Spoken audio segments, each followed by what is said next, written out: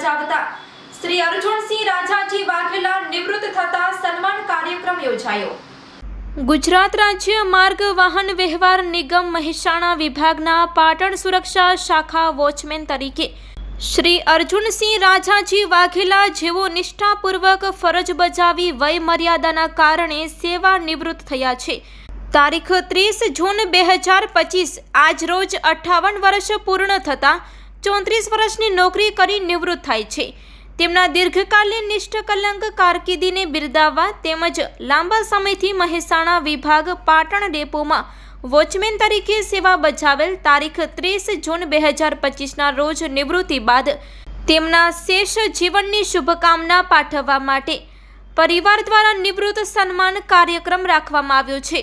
તો આ પ્રસંગમાં પધારવા ભાવભર્યું આમંત્રણ પાઠવાયું છે। તારીખ 29 જૂન 2025 રવિવારના સવારે 9:30 કલાકે સન્માન સમારોહ યોજાયો હતો। ભોજન સમારંભ તારીખ 29 જૂન 2025 રવિવારના સવારે 11 કલાકે હતું। આ સન્માન સમારોહમાં મુખ્ય મહેમાન તરીકે સાહેબ શ્રી જીતુભાઈ પટેલ હાજર રહ્યા હતા। સમારંભના અધ્યક્ષ શ્રી સાહેબ શ્રી કાનજીભાઈ એ પટેલ રહ્યા હતા અને સાહેબ શ્રી જીતેન્દ્રસિંહ જે રાજપૂત જેવો વિશેષ ઉપસ્થિત રહ્યા હતા।